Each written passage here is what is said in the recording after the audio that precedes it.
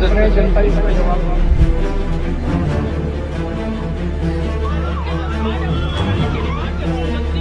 जब अरविंद जी कोर्ट में आए तो उन्होंने 7 दिन की और रिमांड की अपनी एक एप्लीकेशन मूव की। उस एप्लीकेशन पे आर्गुमेंट के दौरान अरविंद केजरीवाल जी ने कोर्ट से रिक्वेस्ट की कि मैं इन पर्सन 5 मिनट अपनी बातें रखना चाहता हूं। कोर्ट ने अलाउ किया और अरविंद केजरीवाल जी ने ईडी की अभी तक की इन्वेस्टिगेशन के बारे में कोर्ट को बताया और कोर्ट को बताया कि ईडी किस तरीके से एक तरफा कार्रवाई कर रही है। ईडी ने अब से पहले जितने लोगों की स्टेटमेंट्स ली हैं वो स्टेटमेंट जब तक लेते रहे उन लोगों की जो एक्यूज थे, बाद में अप्रूवर बन गए, वो स्टेटमेंट तब तक लेते रहे जब तक अरविंद केजरीवाल जी या हमारे बड़े नेताओं का नाम उनके मुंह से नहीं निकला। और वो स्टेटमेंट जैसे ही अरविंद जी का नाम लिया उसके बाद फर्दर कोई स्टेटमेंट नहीं ली गई। एक एक्यूज से 5 स्टेटमेंट ली गई है, एक से 7 ली गई हैं और शरत रेड्डी से 9 स्टेटमेंट ली गई हैं। और शरत रेड्डी के बारे में सारा देश जानता है, इलेक्टोरल बॉन्ड का सर्वोच्च न्यायालय के फैसले आने के बाद किस तरीके से 60 करोड़ रुपए का money trail Bharatiya Janata party के खाते में गया है। तो अरविंद जी ने यह बात उठाई है कि ईडी उसकी इन्वेस्टिगेशन क्यों नहीं कर रही। ऐसे एक्यूज को जिसको अप्रूवर बनाया गया, बेल दी गई, माफीनामा दिया गया और उससे भारतीय जनता पार्टी रिश्वत लेती है, इलेक्टोरल बॉन्ड के माध्यम से चंदा लेती है, इस पे क्वेश्चन उठाया। और दूसरी बात यह कही कि ईडी की मंशा बिल्कुल क्लियर है।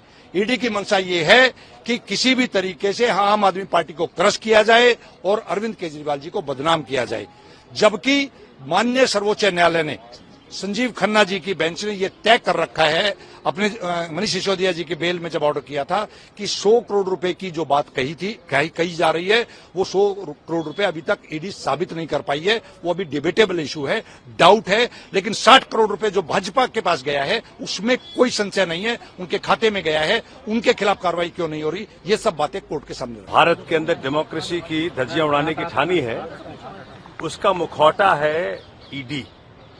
ईडी कैरी करता है जो मोदी जी चाहते हैं, जो भाजपा चाहती है। तो जिस प्रकार से अरविंद केजरीवाल जी ने अपने वक्तव्यों से आज धज्जियां उड़ाई है ईडी के केस की, ये अपने आप में देखने लायक थी। आज दूध का दूध पानी का पानी हो गया। जिस प्रकार से माननीय मुख्यमंत्री ने खुद अपने वक्तव्यों के माध्यम से ये बता दिया कि ईडी के पास कोई केस नहीं है, ईडी ने फर्जी केस कर रखा है, मोदी जी और भाजपा का मुखौटा बना हुआ है ईडी, और इस प्रकार से भारत के डेमोक्रेसी को खतरा हो गया है। आज 4 दिन की उनको रिमांड फिर मिली है, 1 तारीख को उनकी पेशी दोबारा होगी। लेकिन सब कुछ सामने आ गया और हिंदुस्तान उबाल में है, हिंदुस्तान गुस्से में है, जनता आक्रोशित है कि जनता का हीरो अरविंद केजरीवाल, जिन्होंने पॉलिटिक्स को पहली बार जनता के फायदे के लिए उपयोग में लाए, शिक्षा हो, स्वास्थ्य हो, बिजली हो, पानी हो, आज पूरे देश में, दिल्ली हो, देश हो, हर तरफ एक ही माहौल है। केजरीवाल जी को जिसने अरेस्ट किया है, केजरीवाल जी को जिसने गिरफ्तार किया है, उसको जनता 2024 चुनाव में धरती पर पटकेगी, समझाएगी, बुझाएगी किस प्रकार से तुमने गलती की। तो ये जो खुल्लम खुल्ला आ गया कि ईडी के रेड के बाद 55 करोड़ रुपया जो रेड्डी ने दिया, इस पे कब एक्शन होगा? भाजपा के नेता कब अरेस्ट होंगे? मोदी जी कब जेल जाएंगे? इन पे कब एक्शन होगा? आज तो पूरे कोर्ट के सामने ये बात मतलब जग जाहिर हो गया कि कोर्ट के को एक्शन लेना चाहिए इसके ऊपर। हजारों करोड़ का जो ईडी को मिसयूज करके अपने एक तरह से ब्राइब लिया है भाजपा ने, इस पे एक्शन कब होगा? सवाल पूरा हिंदुस्तान पूछ रहा है। पूरे हिंदुस्तान के अंदर एक ही सवाल है, पैसा गया है भाजपा के पास, अरेस्ट किया है केजरीवाल जी को, इसका जवाब तो भाजपा को, जनता को देना पड़ेगा। 2024 का चुनाव इसी पे खेला जाएगा कि पैसा गया भाजपा को, अरेस्ट किया केजरीवाल को। देखिए, अगर अक्यूज इन पर्सन है और वो आर्ग्यू करना चाहते हैं तो पूरा अधिकार है, और ये कहना गलत है कि वो अपना पक्ष नहीं रख सकते, और बड़ी मजबूती के साथ सीएम साहब ने पक्ष रखा अपना।